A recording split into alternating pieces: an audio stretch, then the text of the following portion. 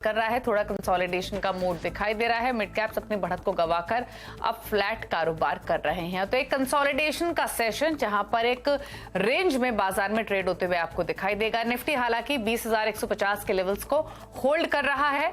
Bank Nifty 200-250 अंकों के दायरे में ही ट्रेड कर रहा है, लेकिन मिड कैप्स अपनी सारी बढ़त गवा चुके हैं। स्मॉल कैप इंडेक्स भी अपनी सब बढ़त गवाकर अब दिन के लोअर लेवल्स के आसपास ट्रेड कर रहे हैं। ऑल्दो फ्लैट हैं, हरे निशान में है मिड कैप्स और स्मॉल कैप्स भी।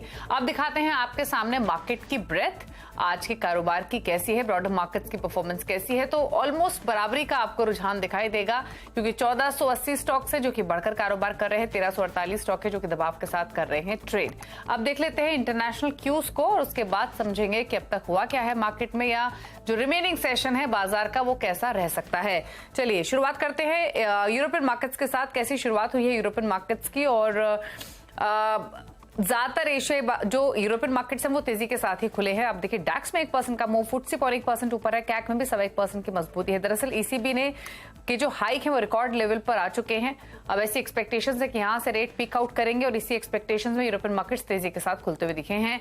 एशियन मार्केट्स भी शंघाई को छोड़ दे तो सभी बाजार हरे निशान में ही कारोबार कर रहे हैं। और चाइना की भी जो अगस्त की एक्टिविटी रही है वो भी एक्सपेक्टेशंस के बिहाफ पर ही रही है। निकाई 1% ऊपर, कॉस्पी 1% ऊपर, हैंगसेंग में भी 1% की तेजी है। अमेरिका के फ्यूचर्स देखें 77 अंक ऊपर है डाउ फ्यूचर्स, और नेस्डैक का फ्यूचर 27 अंक ऊपर है, यानी ऑलमोस्ट 1/4% की बढ़त आपको अमेरिका के फ्यूचर्स में इस समय देखने को मिल रही है। हुआ क्या है मार्केट में, आप करते हैं उस पर फोकस और बाजार की बड़ी बातें आपके सामने लेकर आते हैं। तो नए शिखर बनाने के बाद बाजार सीमित दायरे में कारोबार करते हुए दिखाई दे रहा है। निफ्टी हालांकि 20,100 के ऊपर कंसिस्टेंटली टिका हुआ है और 20,150 के आसपास घूम रहा है। बैंक निफ्टी दायरे में है, सिर्फ 250 अंकों के दायरे में ट्रेड कर रहा है, लेकिन मिड कैप्स अपनी दिन की बढ़त गवाकर अब फ्लैट हो चले हैं और दिन के लोअर लेवल्स पर आ चुके हैं। ऑटो इंडेक्स में रफ्तार है और इस रफ्तार को लीड कर रहा है बजाज ऑटो, जो कि 5% की तेजी के साथ कर रहा है ट्रेड। इनफैक्ट ऑटो इंडेक्स सबसे ज्यादा बढ़ने वाला इंडेक्स आज 1% के गेंस के साथ। आगे शो में आपको बताएंगे भी कि इस तेजी के पीछे कारण क्या है। इसके अलावा आईटी, फार्मा, इंश्योरेंस और एनबीएफसी स्टॉक्स, सरकारी बैंक स्टॉक्स, यहां पर एक अच्छी बाइंग आज के कारोबार में देखने को मिल रही है। कुछ पॉकेट्स लेगार्ड भी हैं, जैसे realty, oil and gas, power, यहां पर थोड़ा सा दबाव आज के कारोबार में देखने को मिल रहा है। तो ये तो रहा मार्केट का हाल अब तक का। अब आज के मेहमान से इंट्रोड्यूस आपको कराते हैं और उसके बाद स्ट्रैटेजीज पर करेंगे फोकस। हमारे साथ नीलबंग सिक्योरिटीज के नीरव शेदा मौजूद है। नीरव नमस्कार। पहले तो बताइए इसी तरीके का रेंज बाउंड सेशन ही आप एक्सपेक्ट कर रहे हैं रिमेनिंग सत्र के लिए, या कोई और व्यू है, कोई ट्रेड लेना चाहिए इंडेक्स पर या छोड़ दें? गुड आफ्टरनून दीपाली जी। देखिए ओवरऑल काफी बढ़िया 10 दिन रहे हैं निफ्टी के लिए। 19,200 से 20,200 तक का 1,000 पॉइंट का जर्नी हो चुका है निफ्टी का।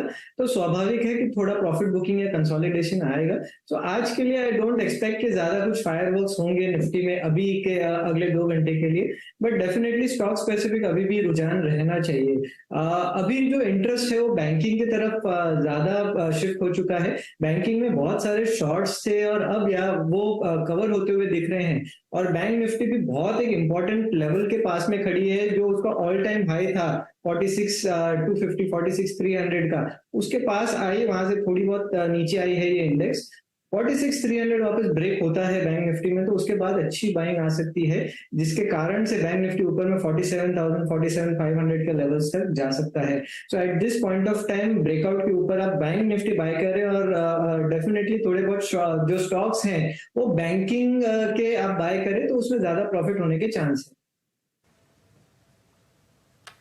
ओके चलिए तो ट्रेड से पूछ लेते हैं। स्टॉक स्पेसिफिक इंडेक्स पर तो राय दी नीरव ने, बताइए क्या स्ट्रैटेजी आपकी स्टॉक स्पेसिफिक आपकी आज?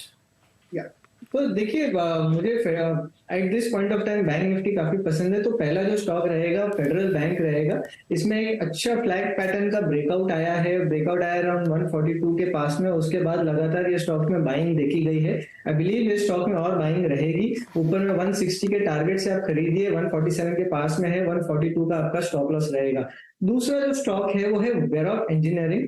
देखिए ये स्टॉक में एक बहुत लंबा कंसोलिडेशन हो चुका है और अब मल्टी ईयर एक ब्रेकआउट आया है, विथ वॉल्यूम्स आया है और अच्छा अक्यूमुलेशन भी हुआ था नीचे के लेवल पे। आई बिलीव यहाँ से आप ये स्टॉक में बहुत बढ़िया एक रैली देख सकते हैं। यहाँ से जो टारगेट बनेगा काफी लंबा है, पर नियर टर्म टारगेट आपका 500 का रहना चाहिए। 438 के स्टॉप लॉस से आप इसे बाय कर सकते हैं। ओके तो फेडरल बैंक में एक ट्रेड आप ले सकते हैं खरीदारी की तरफ 160 के लाइकली टारगेट के लिए 142 का स्टॉप लॉस आपको रखना होगा। तो एक तो ट्रेड ये आपको रेकमेंड किया गया है नीरव की ओर से 147 के आसपास फिलहाल ये कारोबार करते हुए। तो ये तो स्टॉक स्पेसिफिक ट्रेडिंग स्ट्रैटेजीज हुई। अब लेकर आते हैं एक एक करके मिड कैप्स का पूरा एक्शन। इंडेक्स हालांकि अपनी बढ़त गंवा चुका है, लेकिन स्टॉक्स हैं जो अभी भी कुछ स्ट्रेंथ को होल्ड कर रहे हैं, कुछ स्टॉक्स हैं जो कि आज प्रेशर में है। एक एक करके आपके सामने लेकर आते हैं। शुरुआत करते हैं इंश्योरेंस स्टॉक्स के साथ, जहां पर एक अच्छी तेजी देखने को मिल रही है आज के कारोबार में। और इंश्योरेंस स्पेस में आप देखेंगे तो न्यू इंडिया एश्योरेंस, जीआईसीडी, आईसीसी प्रूडेंशियल जोरदार मोमेंटम में है। 6.5% से ज्यादा की तेजी न्यू इंडिया एश्योरेंस देखने को मिल रही है। जीआईसीडी 4% ऊपर है, 3% ऊपर है आईसीसी प्रूडेंशियल। सरकारी बैंक स्टॉक्स भी दिखा देते हैं फटाफट से। इसमें आप देखेंगे आईओबी 4.5% ऊपर, यूनियन बैंक 2% ऊपर है, सेंट्रल बैंक ऑफ इंडिया में 5% का मूव और 7.5% ऊपर यूको बैंक ट्रेड कर रहा है। एनबीएफसीज में सेलेक्ट बाइंग ऑल्दो, सेटन क्रेडिट केयर 11.5% ऊपर है, मुथूट फाइनेंस में 2% का मूव, 2% से ज्यादा की तेजी आपको पूनावाला फिनकॉर्प में देखने को मिल रही है। फार्मा में अच्छी बाइंग आज के कारोबार में, स्टार हेल्थ 2.5% ऊपर, 6.5% ऊपर सीक्वेंट साइंटिफिक, सोवन फार्मा 4.5% ऊपर है और 4% के गेंस एस्ट्राजेनेका में देखने को मिले हैं। आईटी में जहां तेजी है उसमें intellect design, Tanla platforms, happiest mind, Coforge है जहां पर 4.5% तक की तेजी देखने को मिल रही है। इंटेलेक्ट डिजाइन अरीना में, तानला प्लेटफॉर्म्स भी मजबूती दिखा रहा है। शुगर स्टॉक्स फिसले हैं 2.5% नीचे, मगध शुगर, अवध शुगर 2.25% नीचे, 2.5% की गिरावट बजा हिंदुस्तान में और श्रीलंका शुगर्स भी 1.5% नीचे कर रहा है ट्रेड। रियल्टी स्टॉक्स में भी प्रेशर है आज, वहां भी दम कम है। डीएलएफ 1.5% नीचे, शोभा में 2% की गिरावट, लोधा और आईबीरियल भी 1-1.5% नीचे कारोबार करते हुए। कुछ और स्टॉक्स मिड कैप्स में जो प्रेशर में है उसमें सुप्रीम इंडस्ट्रीज 3% नीचे है, आईआरएफसी 2.5% नीचे है और साथ ही एचपीसीएल और एनएचपीसी में भी 2.5% की गिरावट आज के कारोबार में देखने को मिल रही है। तो ये तो रहा मिड कैप का एक्शन आज के कारोबार का।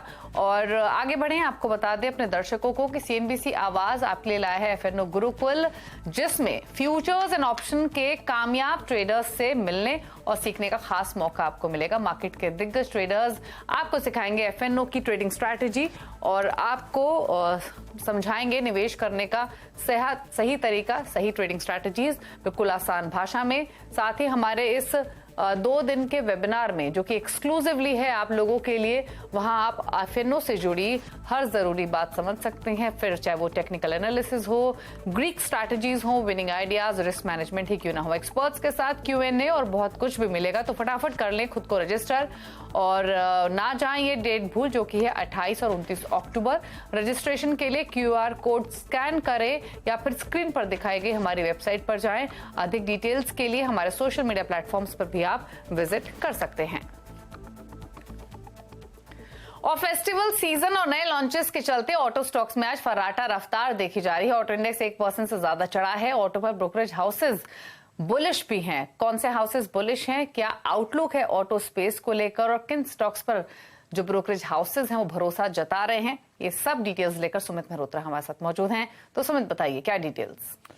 देखिए आज अलग अलग ब्रोकरेज हाउसेज की तरफ से रिपोर्ट्स आते हुए दिखाई पड़ रही हैं तमाम ऑटो स्टॉक्स के ऊपर और आज अच्छा अपमूव भी है। तो एक एक करके सभी शेयर आएंगे। सबसे पहले शुरुआत करते हैं बजाज ऑटो के साथ, क्योंकि एक बढ़िया तेजी स्पेस में स्टॉक के अंदर देखने को मिल रही है, अपने नए हाइज पर है और 1.5 लाख करोड़ रुपए के आसपास की मार्केट कैप भी पहुंच गई है। रेटिंग न्यूट्रल से बढ़ा के बाय साइड पे की गई है बैंक ऑफ अमेरिका सिक्योरिटीज की तरफ से और टारगेट से बढ़ा के 5550 के आसपास लेके गए 5100 से। उनका ये मानना है कि जो कंपनी के नए लॉन्चेस हैं वो कंपनी के लिए एक बढ़िया ट्रिगर के तौर पर कामकाज करेंगे। एक्सपोर्ट पॉजिटिव होंगे गोइंग फॉरवर्ड। साथ ही साथ 2 व्हीलर बिक्री की जो डोमेस्टिक सेल्स है वहां पर एक अच्छा पिकअप है और क्योंकि फेस्टिव डिमांड गोइंग फॉरवर्ड है तो एक अच्छे नंबर्स गोइंग फॉरवर्ड भी एक्सपेक्ट कर सकते हैं। इसीलिए 5500 रुपए के टारगेट्स के लिए बाय साइड पर रेटिंग बजाज ऑटो में है। लाइकवाइज टाटा मोटर्स पे भी एक नमूरा की रिपोर्ट आई है और उन्होंने 786 रुपए के टारगेट दिए हैं और उनका ये मानना है कि कंपनी ने जो नई 2 व्हीकल लॉन्च किए हैं निक्सॉन, ये कंपनी के लिए अच्छे ट्रिगर के तौर पे कामकाज करेंगे। 23 सितंबर से इनकी बुकिंग स्टार्ट है और साथ ही साथ ये कंपनी के लिए अच्छे रेवेन्यू ड्राइवर होंगे फेस्टिव सीजन में भी। वैसे भी ईवी में कंपनी की डोमिनेंस है और नए जो शोरूम्स खोलने की बातचीत है ईवी के अलग से, वो कंपनी के लिए और अच्छे एवेन्यूज आने वाले समय में दे सकते हैं। और उनका ये भी मानना है कि डीलर सर्वे जो किया गया है उसमें अच्छे रिस्पॉन्स मिल रहे हैं इन दोनों गाड़ियों को, इसीलिए एक बाय साइड की रिपोर्ट और 786 रुपए का टारगेट नोमुरा की तरफ से। M&M पर भी एक रिपोर्ट आई है CLSA की, उन्होंने 1898 रुपए के टारगेट दिए हैं। उनका कहना यह है कि SUVs में जो उन्होंने गाइडेंस को अपना रिवाइज किया है और नया प्रोडक्शन कर रहे हैं वो कंपनी के लिए अच्छे तौर पे कामकाज करेगा। और अब सेमीकंडक्टर को लेकर कोई इश्यूज नहीं है, इसलिए वो डिमांड साइड पार्ट जो था वो इंटैक्ट है, लेकिन सप्लाई पार्ट को भी वापस रिज्यूम कर लिया गया है। करीब 15 से लेके 20% के आसपास की अर्निंग ग्रोथ वो अगले 3 साल के लिए एक्सपेक्ट कर रहे हैं और एक अच्छे एवेन्यूज के आधार पर उन्होंने खरीदारी कर चलने की राय दी है 1898 रुपए के टारगेट्स के लिए। ओके, तो ये रहे वो स्टॉक्स जहां पर ब्रोकरेज हाउसेस बुलिश है, फिर चाहे वो M&M हो या टाटा मोटर्स जैसे स्टॉक्स ही क्यों ना हो। बजाज ऑटो तो इनफैक्ट एक आउट परफॉर्मेंस आज दिखा रहा है। क्विक राय भी ले लेते हैं नीरव की बजाज ऑटो पर सबसे पहले, जो कि 5% ऊपर है, सबसे ज्यादा बढ़ने वाला स्टॉक्स आज के कारोबार में पूरे ही ऑटो पैक से। क्या राय है आपकी बजाज ऑटो पर ट्रेडिंग पर्सपेक्टिव से? देखिए बहुत बढ़िया पैटर्न बना है, ग्राउंडिंग फॉर्मेशन ब्रेकआउट आया है, ये स्टॉक में ब्रेकआउट आया है करीब करीब 5000 के लेवल्स के ऊपर। यहाँ से 5400 तक ये स्टॉक जा सकता है। फ्रॉम अ ट्रेडिंग पर्सपेक्टिव आप बाय कर सकते हैं, 5020 का स्टॉप लॉस लगाइए। डे हाई पर ट्रेड करते हुए बजाज ऑटो अब 250 रुपए ऊपर कर रहा है कारोबार। रुक रहे हैं एक ब्रेक के लिए, ब्रेक के उस पर बात करेंगे मेटल्स की, एक खास रिसर्च आपके सामने लेकर आएंगे। छोटे से ब्रेक देख रहे हैं मिड कैप मंत्रा, और बाजार में तो कंसोलिडेशन का मूड है ही, लेकिन रुक करेंगे एक स्पेसिफिक सेक्टर का, वो है मेटल्स, क्योंकि मेटल्स में फिर से चमक दिखने लगी है। Copper, iron ore, steel, aluminium के दाम फिर से चढ़ने लगे हैं। क्या है कारण, ये बताने के लिए नीरज वाजपेयी हमारे साथ मौजूद हैं।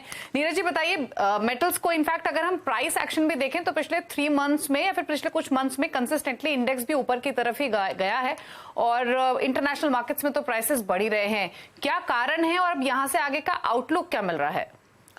देखिए, मेटल्स में फेरस और नॉन फेरस दोनों में एक बॉटम बना था जब चाइना में प्रॉपर्टी मार्केट में बहुत बड़ा एक डंप आया था। उसके बाद से चीनी गवर्नमेंट ने कुछ कोशिश की, कुछ जगहों पे रेट कट कराए, बैंकों से कहा कि इजी लोन प्रोवाइड करिए, कस्टमर को रियायतें दी। तो रुक रुक के एक वोलेटाइल तरीके से आयरन ओर के, कॉपर के, एल्युमिनियम के प्राइसेस ऊपर आए थे, स्टील के प्राइसेस ऊपर आए थे, लेकिन बीच बीच में वो फिर रुक जाते हैं। लेकिन एक आप कह सकते हैं ट्रेजेक्ट्री ऊपर की ओर थी, क्योंकि चाइना लगातार ये कोशिश कर रहा है कि अपनी इकोनॉमी को रिवाइव करे और अपने प्रॉपर्टी मार्केट जो बहुत बुरे दौर से गुजर रहा है उसको ऊपर लेके आए। तो इसलिए आप देख रहे होंगे कि मेटल्स में एक तेजी का माहौल बना हुआ है। साथ ही साथ जो यूरोपियन मार्केट था वहां पे भी थोड़ी डिमांड बढ़ी है, उसकी वजह से भी प्राइस स्टेबल हुए हैं। लेकिन अब इसमें एक डैम्पनर के तौर पे आप देख सकते हैं कि जैसे डॉलर स्ट्रांग होगा तो मेटल के प्राइसेस उतने स्ट्रांग रह नहीं सकते, क्योंकि ये दोनों इन्वर्स चलते हैं। अगर डॉलर मजबूत है तो मेटल गिरेगा, मेटल मजबूत है तो डॉलर नहीं चलेगा। अब चूंकि डॉलर बहुत स्ट्रांग होता जा रहा है, डॉलर इंडेक्स देखिए आप 105 पे पहुंच रहा है, तो एक मुश्किल ये आ सकती है मेटल के सामने। दूसरी मुश्किल ये हो सकती है कि चीन में कोशिशों के बावजूद वहां का प्रॉपर्टी मार्केट अपने पैरों पे खड़े होने में अभी बहुत वक्त लेगा, क्योंकि बहुत बड़ा मार्केट है और वो उसकी 2 टॉप कंपनीज डिफॉल्ट की सिचुएशन में है। तो आप ये कह सकते हैं कि एक ट्रेडिंग बाउंस है, बॉटम बनाने की कोशिश हो रही है, लेकिन अभी तक कोई पुख्ता सबूत नहीं है कि जो मेटल की इस समय की जो तेजी है ये कंटिन्यू करेगी या सस्टेन कर जाएगी। जब तक कि चीन की तरफ से पक्के सस्टेन बेसिस पे रिलायबल आंकड़े नहीं आ जाते कि वहां पे रिवाइवल हो रहा है और सरकार एक बड़ा स्टिमुलस दे सकती है। अगर एक स्टिमुलस का ऐलान हो जाए तो शायद सस्टेन करेगी, लेकिन सरकार स्टिमुलस से बच रही है, वो एडमिनिस्ट्रेटिव मेजर्स लेकर के इसको रोकने की कोशिश कर रही है। तो इसलिए मेटल की रैली को इसी सेंस में देखना चाहिए। अभी भी इसमें डॉलर की स्ट्रेंथ को देखते हुए और चीन की मुश्किलों को देखते हुए ये नहीं कहा जा सकता कि यहां से ये कंटिन्यू करेगा।